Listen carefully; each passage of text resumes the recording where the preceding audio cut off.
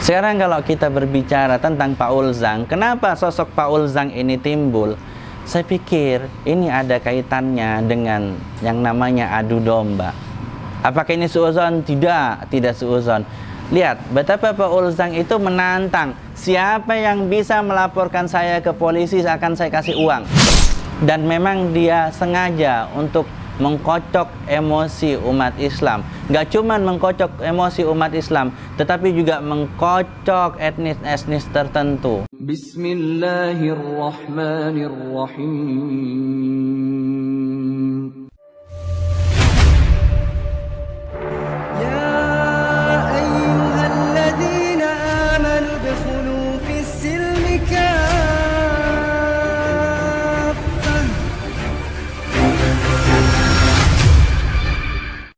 Bismillahirrahmanirrahim.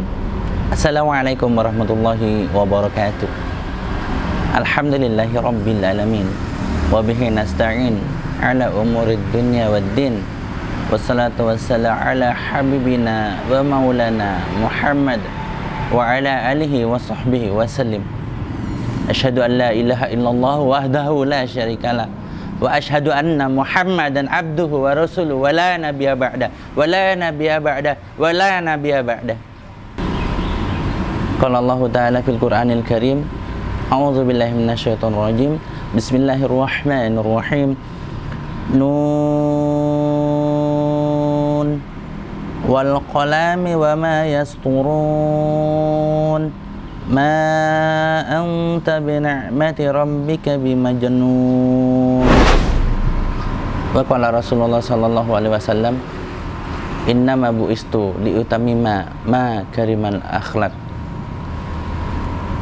Sadaqallahul azim wa sadaqa rasulul amin wa nahnu ala dzalika minasyahidin wa syakirin walhamdulillahi rabbil alamin.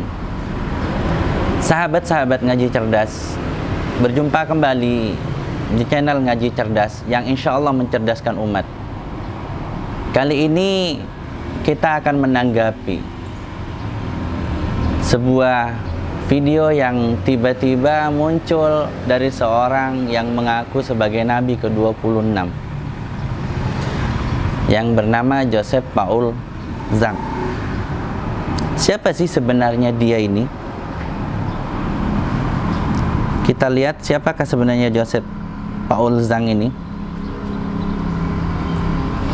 Kita bisa lihat di IG-nya Kohani. Di sana ada data beliau. Jangan beliau, terlalu mulia. Di IG-nya Kohani ada identitas siapakah si Paul Zhang ini. Nama aslinya Pak Joseph Paul Zhang dan domisili dia sekarang itu bukan di Indonesia, tapi ada di Jerman. Dan domisilinya hanya 6 bulan di sana. Dan sekarang Allahu a'lam di mana. Dia meninggalkan Indonesia itu sejak 11 Januari 2018. Namanya Cindy Paul atau Joseph Paul Zhang. Jabatannya founder of the Firm Foundation di Indonesia. Dan dia seorang apologet Kristen. Ngakunya apologet Kristen. Apa sih apologet Kristen itu? Apologet Kristen itu adalah orang yang membela Kristen dari tuduhan-tuduhan atau serangan-serangan dari luar. Seperti itu. Apakah benar dia seorang apologet? Sebenarnya dia bantah sendiri kalau dia seorang apologet Kristen. Kenapa dibantah sendiri? Karena si Paul Zhang ini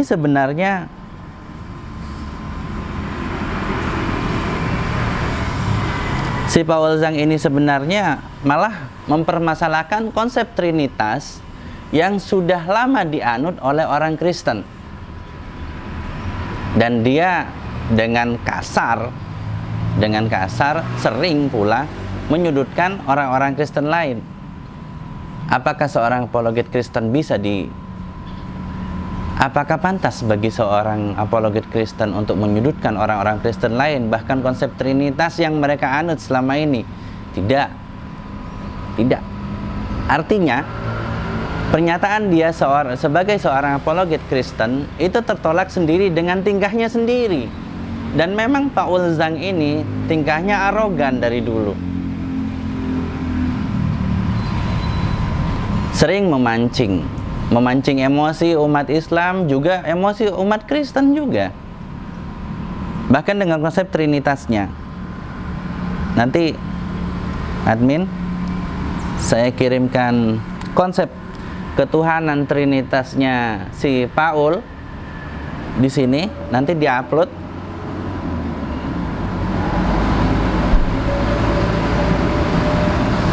Nah, sekarang kembali lagi kepada si Paul Zhang.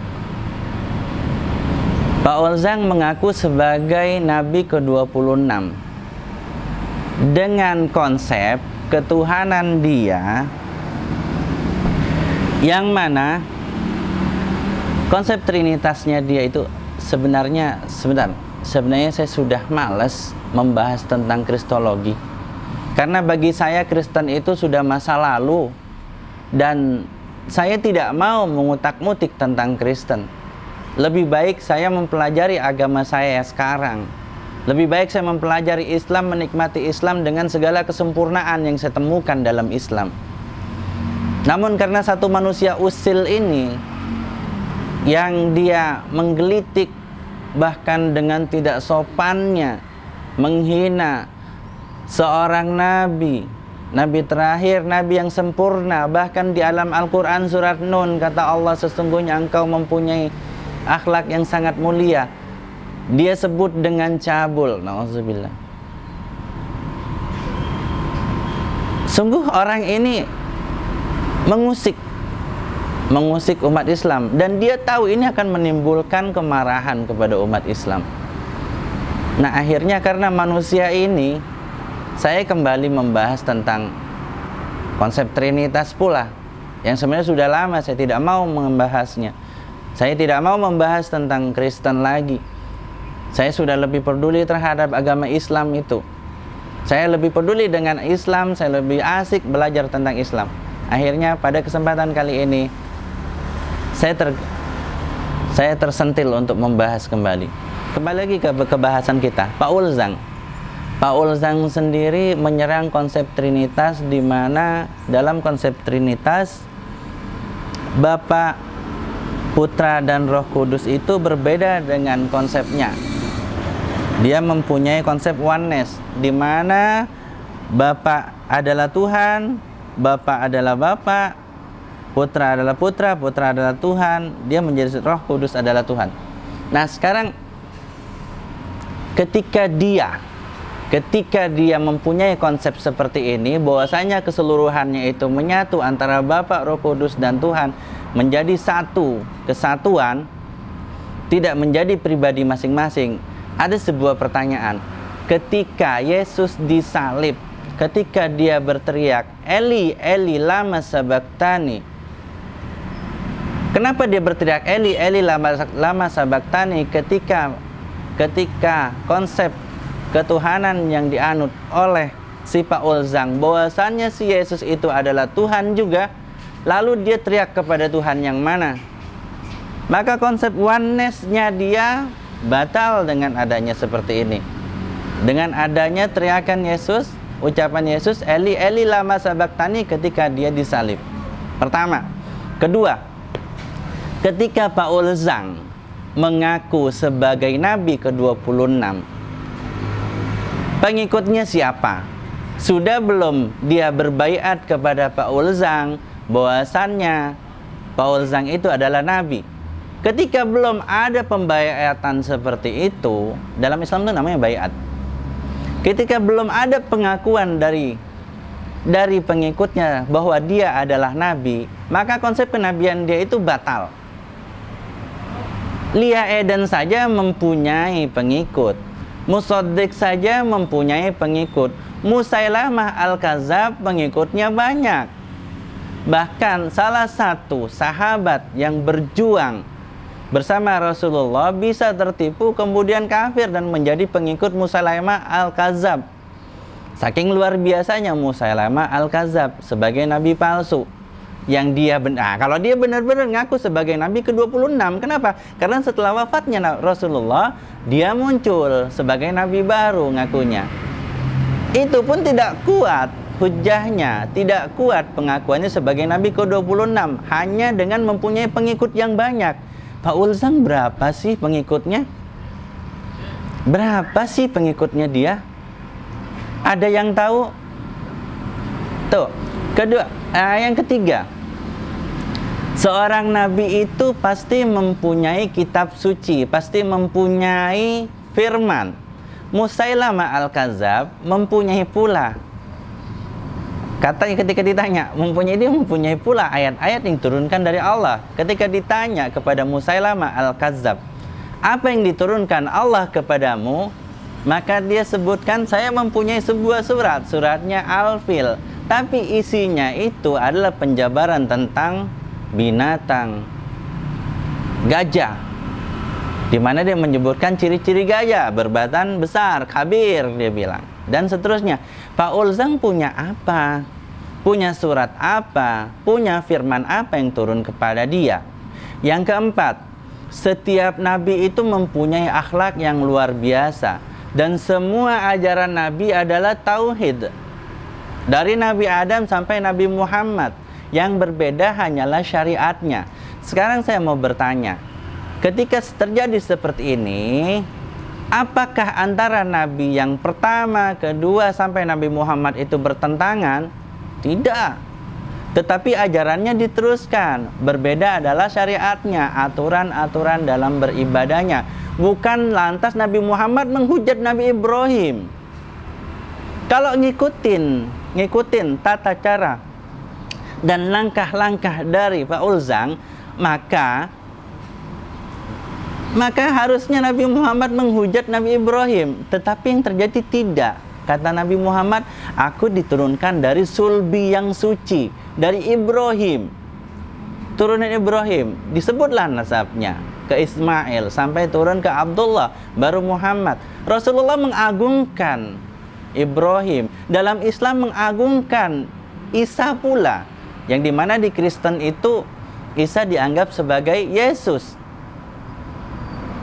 Ini ajaran agama yang benar, nabi yang benar. Nabi yang benar tidak pernah menghina nabi-nabi yang lain. Apa yang terjadi dengan Pak Ulzang? Pak Ulzang menghina nabi-nabi yang lain. Pak Ulzang menghina Rasulullah pada khususnya, menghina umat Islam. Kenapa Pak Ulzang menghina umat Islam? Masya Allah, dari dulu orang Cina itu terkenal dengan harga dirinya. Terlepas dari image-image negatif yang sekarang beredar sejak zaman dinasti, yang namanya orang Cina, pejuang-pejuang Cina itu sangat terkenal dengan harga dirinya, dengan kejujurannya, dengan pegang teguh lidahnya, dengan kepatriotannya. Saya sendiri mengalami bahwasanya ketika papa saya membuka toko, di antara orang-orang pribumi, banyak orang pribumi yang beralih untuk belanja ke tempat papa, sampai papa itu dibenci oleh toko-toko pribumi yang lain. Apakah papa itu curang? Tidak. Kenapa? Karena papa sebagai orang Cina menjunjung tinggi nilai kejujuran. Jadi ketika menimbang itu 1 kilo, dia 1 kilo bahkan lebih. Dia menggunakan, walau dia tidak pernah hafal surat Ar-Rahman, tapi dia menggunakan konsep dalam Ar-Rahman. Wala tukhsirul mizan wa aqimul wazna bil qisti wala tukhsirul mizan. Papa saya sebagai orang Cina menjunjung tinggi kejujuran. Makanya kenapa ketika papa saya buka toko, orang banyak yang lebih senang belanja kepada papa sebagai orang Cina. Waktu itu masih kafir papa saya. Masih kafir saja orang udah suka belanja. Kenapa? Karena ada kejujuran. Di sana orang Cina banyak menjaga kejujuran, banyak menjaga akhlaknya. Yang kita lihat justru lebih dekat kepada ajaran yang Islam ajarkan tentang akhlak. Sekarang kalau kita berbicara tentang Pak Ulzang, kenapa sosok Pak Ulzang ini timbul? Saya pikir ini ada kaitannya dengan yang namanya adu domba. Apakah ini suuzon? Tidak, tidak suuzon. Lihat betapa Pak Ulzang itu menantang, siapa yang bisa melaporkan saya ke polisi akan saya kasih uang. Dia ngerasa sudah di luar negeri dan tidak bisa dijangkau oleh jajaran Polri, jajaran yang berwajib Indonesia. Kata-kata Pak Ulzang yang menantang siapa bisa melaporkan saya ke polisi, artinya siapa yang bisa nangkep saya, siapa polisi Indonesia, berwajib Indonesia yang bisa nangkep saya. Ini sama saja merendahkan negara kita. Pertama. Kedua, sosok dia sebagai orang Chinese. Sekarang dia tahu, semua orang tahu sekarang di mana banyak terjadi kerenggangan antara orang Chinese dengan orang pribumi. Dia masuk di sosok sebagai orang Chinese dengan arogannya seperti itu. Ini menambah renggangnya hubungan antara pribumi dengan Chinese. Padahal pada kenyataannya di Indonesia antara Chinese dengan pribumi itu mempunyai hubungan yang luar biasa bagus. Apalagi Chinese Muslimnya. Yang selanjutnya, saya pikir Pak Ulzang mengambil kesempatan di mana sekarang maraknya muncul penista-penista agama yang mengatasnamakan agama, bahkan dia banyak menista umat Islam, bahkan dia mengaku orang Islam juga dan tidak ditindak dengan tegas gitu. Nah, dia mengambil kesempatan seperti itu. Dia berpikir bahwasanya dengan dia menghina Islam, dia menista Islam, dia tidak akan ditangkap. Prosesnya akan demikian santainya dan prosesnya akan sedemikian mudahnya. Jadi kalau kita lihat, apakah Pak Ulzang memenuhi syarat sebagai apologet Kristen? Tidak. Karena Pak Ulzang sendiri menyerang Kristen itu sendiri. Bahkan pondasi terkuat dari sebuah agama adalah pondasi ketuhanan diserang oleh Pak Ulzang. Apakah Pak Ulzang terlihat seperti orang yang berpendidikan? Tidak. Kenapa? Karena orang yang berpendidikan pasti kata-katanya akan sopan. Pasti dia akan berpikir berkali-kali untuk menghina seseorang, apalagi menghina nabi dari agama yang lain. Yang selanjutnya, apakah Pak Ulzang itu seorang nabi? Bukan. Dan pasti tidak. Kalau umat Islam sudah selesai, Nabi Muhammad adalah khotimul anbiya, penutup nabi. Tapi kalau kita menganggap secara logika, kita bahas secara logika. Kita bahas secara logika, bukan secara dalil Islam yang udah pasti tidak ada nabi lain. Secara logika, apakah Pak Ulzang itu seorang nabi? Tidak. Kenapa? Seorang nabi tidak mungkin menghina nabi-nabi sebelumnya. Karena kenapa? Ajaran mereka bertautan, ajaran mereka adalah tauhid. Semua bersumber dari Allah. Yang selanjutnya, kenapa Pak Ulzang disebut bukan nabi dan tidak diakui kenabiannya? Karena dia tidak mempunyai pengikut yang berbaiat kepada dia. Kita baru kenal dia lewat YouTube dengan YouTube-nya yang kontroversi seperti ini dan lebih kepada menghina umat Islam. Mungkin dia pengen viral, sudah bertahun-tahun dia nggak viral, sudah bertahun-tahun dia tidak bisa memenuhi target keviralan dia, hingga dia mengambil jalan pintas, dia hinalah Islam. Dan berhasil gitu. Berhasil, akhirnya viral gitu. Tapi dia nggak punya pengikut yang membaiat dia. Kayak gitu. Terus, apakah dia punya kitab suci? Apakah dia punya ayat? Tidak. Dia nggak punya. Dan dari manakah dia? Kalau dia ngaku mempunyai kitab suci, mempunyai firman, dari manakah firman itu berasal? Malaikat mana yang menyampaikan kepada dia? Nggak ada. Terus Tuhan yang mana? Nggak ada. Dia tidak bisa membuktikan itu. Semua omongan dia, omongan-omongan yang ngelantur, yang tidak mencerminkan dia sebagai seorang yang terpelajar. Di mana seorang yang terpelajar ketika berbicara harus santun, harus sopan, dan semua pembicaraannya itu harus bisa dibuktikan secara logika minimal. Dan itu tidak bisa dibuktikan sama dia.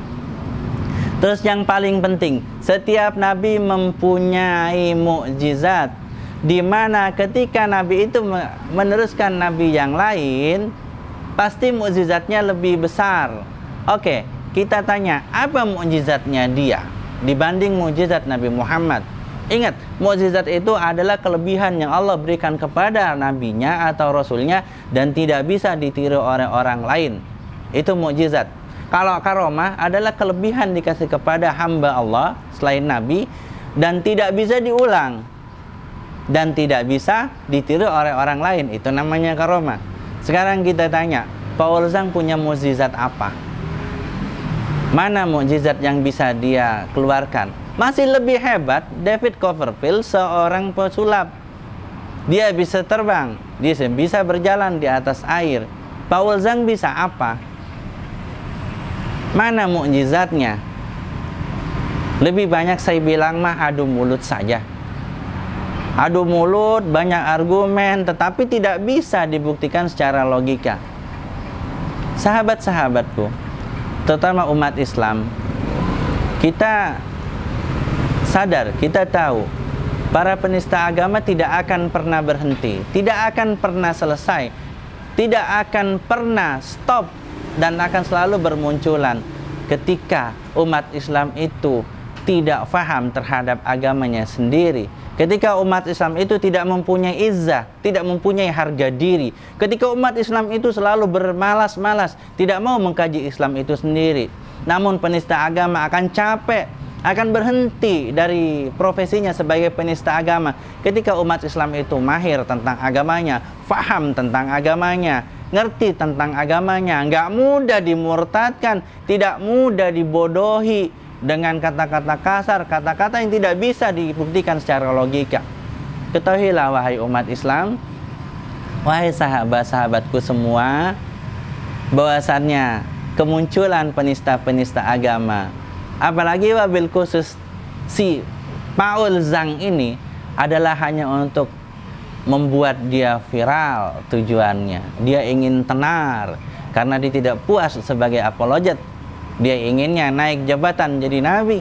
Dia ingin tenar, dia ingin banyak pengikut karena dia nggak punya pengikut, karena dia nggak tenar. Dia cari jalan-jalan pintas, dan memang dia sengaja untuk mengkocok emosi umat Islam. Gak cuman mengkocok emosi umat Islam, tetapi juga mengkocok etnis-etnis tertentu. Bahwasanya aparat di Indonesia ini direndahkan dan kata-katanya seperti itu. Siapa bisa melaporkan saya ke polisi? Artinya, siapa polisi mana yang bisa menangkap saya dengan laporan itu? Ketahuilah bahwasannya kita ini semuanya hanya manusia yang fana. Kalaulah kita misalnya bisa lepas dari hukum dunia, ingatlah hukum Allah tidak akan pernah lepas. Kenapa Allah biarkan dulu? Nah, ini pertanyaannya. Kenapa Allah biarkan bermunculan penista-penista agama? Tidak lain adalah sebagai pengingat kepada umat Islam, agar umat Islam lebih lagi mengkaji Islam, lebih lagi mendalami Islam, lebih lagi berbangga sebagai umat Islam, dan lebih yakin lagi, lebih kuat lagi keimanannya kepada Islam. Hasbunallah wa ni'mal wakil, ni'mal maula wa ni'man nasir. Saya kalau bersama Ngaji Cerdas mengucapkan terima kasih atas perhatiannya, dan mari kita gunakan akal kita, akal cerdas kita, agar kita menjadi umat yang cerdas. Sampai jumpa di bahasan yang akan datang, insya Allah. Mohon maaf apabila banyak kesalahan, karena saya sudah lama tidak membahas tentang kristologi. Tetapi yang jelas logika saya tidak pernah mati, apalagi hanya dengan alasan-alasan konyol si Paul Zhang yang tidak bisa dibuktikan.